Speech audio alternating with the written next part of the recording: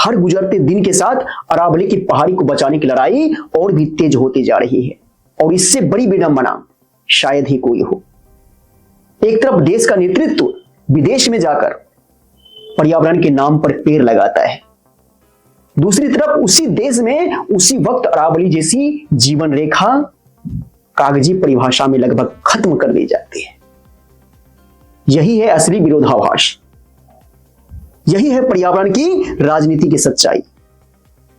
अरावली कोई एक साधारण पहाड़ी नहीं, अरावली दिल्ली, हरियाणा, गुरुग्राम और राजस्थान के लिए फेफड़े का काम करते हैं। यानी यही पहाड़ी हवा को साफ करती है, यही पहाड़ी बारिश के पानी को रोकती है, यही जमीन के नीचे पानी को जिंदा रखती है, और यही पहाड़ियां उत्तर भारत के तापमान को संतुलित करती हैं। लेकिन आज इन्हीं पहाड़ियों के अस्तित्व पर सीधा हमला हुआ है।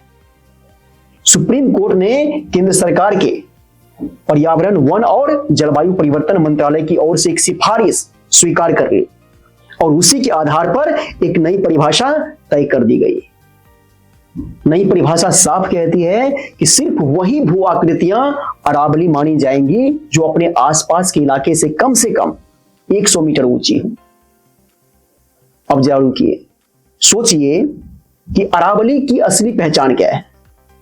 अरावली दुनिया की सबसे पुरानी पर्वत श्रृंखलाओं में से एक, लाखों करोड़ों साल पुरानी, इतनी पुरानी कि समय के साथ इसकी ऊंचाई घिसती चली गई।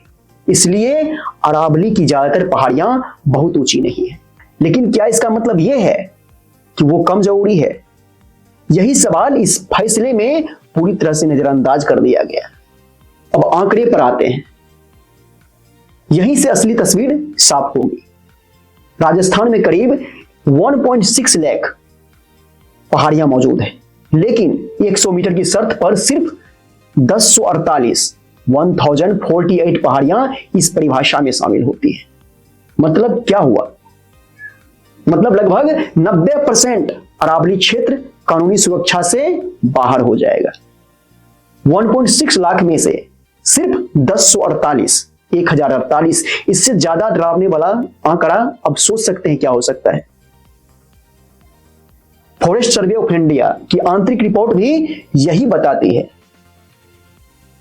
नई परिभाषा से अरावली का लगभग 90% से ज्यादा हिस्सा संरक्षित क्षेत्र में रहेगा ही नहीं, और जहां संरक्षण खत्म होता है वहां खनन आता है, वहां जंगल कटते हैं, और जहां जंगल कटते हैं वहां हवा, पानी और जिंदगी तीनों खतरे में पड़ते हैं।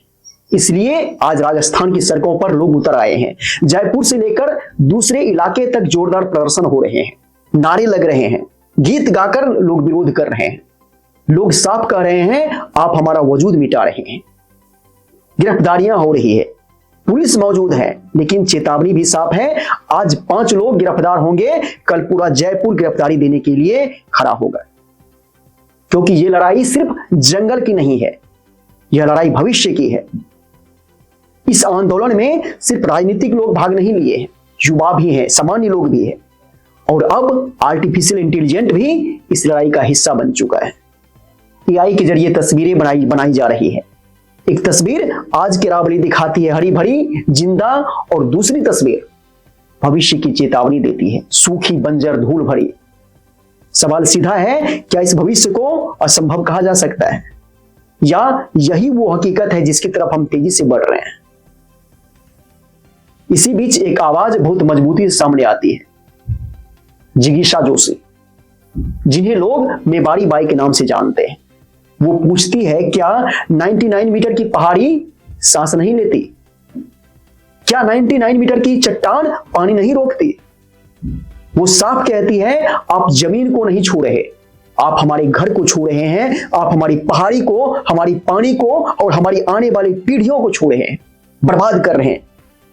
वो याद दिलाती है खेजड़ी को, अमृता देवी बिश्नोई की कुर्बानी को, और साफ कहती है अरावली कोई नक्शे की लाइन नहीं है, अरावली कोई नंबर नहीं है, अरावली जिंदा है, और जिंदा चीजों को नापा नहीं जाता। और यहीं पर राजस्थान की लोक आत्मा सामने आती है। लोक कलाकार सड़क पर उतरते हैं, गीतों में चेतावनी देते हैं, अगर जंगल कटे, अगर पहाड़ टूटे तो पशु मरेंगे, पानी मरेगा और इंसान भी नहीं बचेगा।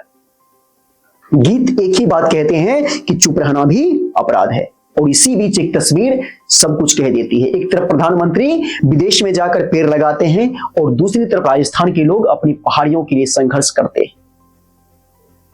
यह तस्वीर सवाल पूछती है, क्या पर्यावरण सिर्फ भाषणों के लिए है या असली फासलों में भी कोई जगह है? नमस्कार, मैं अरविंद कश्यप, आप देख रहे हैं डिकोडर अरविंद। अरावली आज भी उतनी ही खूबसूरत है जितना वीडियो में दिखती है।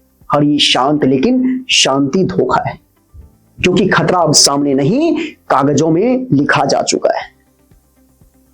अरावली ऊंची नहीं है क्योंकि वह नई नहीं है, वह पुरानी है और पुरानी चीजें सबसे ज्यादा कीमती होती है।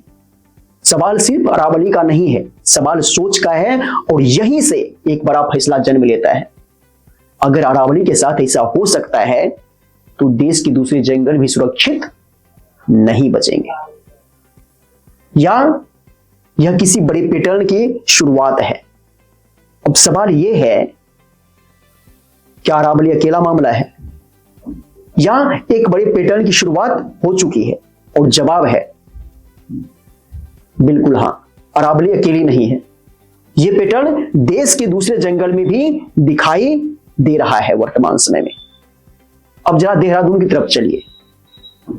बिहारीगढ़ के बाद देहरादून जाने वाला एक्सप्रेसवे, राजाजी नेशनल पार्क, घने जंगल, पहाड़, वन्य जीव और उसी जंगल को काटकर एक सड़क बनाई गई। पहाड़ तोड़े गए, जंगल साफ किए गए, दावा किया गया कि यह विकास है। कुछ समय तक यह एक्सप्रेसवे चला, फिर अचानक इसे बंद कर दिया गया। कोई आधिकारिक जवाब नहीं, कोई आधिकारिक जानकारी नहीं। सवाल उठता है, क्या ढांचे में कोई गंभीर खामी थी? अगर थी तो देश को क्यों नहीं बताया गया? यही है पारदर्शिता की कमी, यही है विकास के नाम पर छुपाया गया सच। और यही सोच अब अरावली तक पहुंच गई है। अब बात करते हैं क्लाइमेट चेंज की सोच की। प्रधानमंत्री नरेंद्र मोदी का एक पुराना बयान याद कीजिए। जब उनसे जलवायु परिवर्तन पर सवाल पूछा गया था, तब उन्होंने कहा था, ठंड नहीं बढ़ रही, ठंड सहने की हमारी क्षमता घट रही है। यह सिर्फ एक बयान नहीं था, यह सोच थी, यह दृष्टिकोण था। और यही दृष्टिकोण नीतियों में दिखाई देता है वर्तमान समय में। अब चलिए छत्तीसगढ़, हसदेव अरण्य, जिसे छत्तीसगढ़ के फेफड़े कहा जाता है। घने जंगल, हाथियों का कॉरिडोर, नदियों का जल क्षेत्र और वही कोयला खनन हो। हसदेव अरण्य एक बार फिर राजनीतिक और कानूनी विवाद का केंद्र बन चुका है। छत्तीसगढ़ सरकार करीब 1700 हेक्टेयर से ज्यादा जंगल को कोयला खनन के लिए डाइवर्ट करना चाहती है। मतलब क्या है? लाखों पेड़ कटेंगे, पानी के स्रोत प्रभावित होंगे। आदिवासी इसका विरोध कर रहे हैं, सड़कों पर भी हैं, गांव में बैठकें हो रही है और यह मुद्दा छत्तीसगढ़ विधानसभा तक पहुंच चुका है वर्तमान में। दिसंबर 2025 विधानसभा के अंदर जोरदार हंगामा हुआ। विपक्ष का आरोप है कि बड़े पैमाने पर जंगल की कटाई हो रही है, सदन की कार्रवाई बाधित होती है। अब जरा प्रोजेक्ट के नाम समझिए। परसा ईस्ट, कांटा वसन, यह राजस्थान सरकार की बिजली कंपनी का प्रोजेक्ट है, लेकिन इसे ऑपरेट करता कौन है? अडानी माइनिंग। पीईकेवी प्रोजेक्ट के विस्तार और पास के पारसा ब्लॉक को खोलने के लिए 1000 हेक्टेयर से ज्यादा घने जंगल काटने पड़ेंगे। पहले चरण में ही 2 लाख से ज्यादा पेड़ कट चुके हैं। यह दावा सरकारी कागजों का है और अधिकार समूह का है। अब सवाल यह है, यह मुद्दा इतना अहम क्यों है? क्योंकि हसदेव अरण्य सिर्फ एक जंगल नहीं है, यह 1000 आदिवासियों का घर है, और यह हाथियों का रास्ता है, यह लाखों लोगों के जल सुरक्षा का आधार है। यह मामला कोई माइनिंग का नहीं है, यह आदिवासी अधिकारों का मामला है, यह ग्राम सभा की सहमति का मामला है, यह विकास बनाम पर्यावरण की पूरी बहस का पूरा टेस्ट केस है। अब जरूरी है अडानी ग्रुप का पक्ष भी समझना। अडानी ग्रुप का कहना है कि हसदेव में जो माइनिंग हो रही है वह पूरी तरह से कानूनी नियमों के तहत है, सभी सरकारी मंजूरियां मौजूद है। कंपनी का दावा है नई टेक्नोलॉजी इस्तेमाल की जा रही है। काम इस तरह से डिजाइन किया गया है कि पर्यावरण को नुकसान न पहुंचे। यह भी कहा जाता है कि स्थानीय लोग को रोजगार मिला है, इलाके का विकास हुआ है।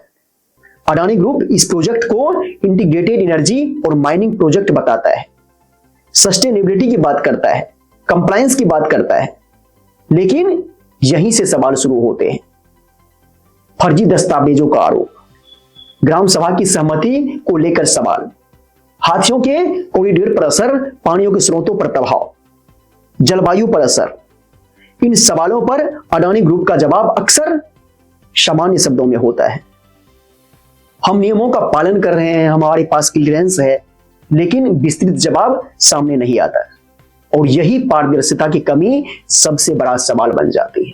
लेकिन दोस्तों, यह सवाल सिर्फ अडानी ग्रुप से नहीं है, यह सवाल मोदी सरकार से है, एनडीए सरकार से है, क्योंकि अरावली के मामले में सिफारिश केंद्र सरकार ने की है।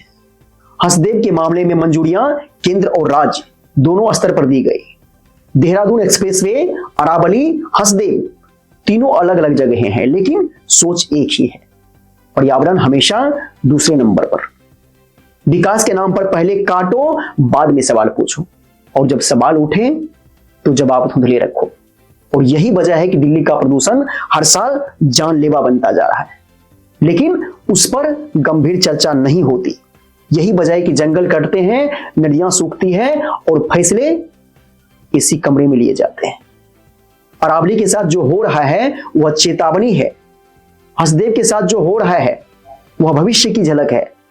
और अगर अब भी सवाल नहीं उठे तो कल बहुत देर हो जाएगी। यह मन सवाल पूछता रहेगा, जवाबदेही तय की जाएगी। पर्यावरण को राजनीति के नीचे दबने नहीं दिया जाएगा, क्योंकि यह लड़ाई सिर्फ जंगल में नहीं है, यह लड़ाई हवा की है, पानी की है और आने वाली पीढ़ी की है। अगर आपको लगता है कि यह सवाल जरूरी है तो इस वीडियो को लाइक कीजिए। अगर आपको लगता है कि यह आवाज और लोगों तक पहुंचनी चाहिए तो वीडियो को ज्यादा से ज्यादा शेयर कीजिए। और अगर आप चाहते हैं ऐसे मुद्दे पर सच बिना डर के और बिना दबाव के आप तक पहुंचता रहे तो चैनल को सब्सक्राइब कीजिए, क्योंकि जब सवाल जिंदा रहते हैं तभी लोकतंत्र भी जिंदा रहती है। मिलते हैं फिर एक नई वीडियो के साथ। नमस्कार, जय हिंद।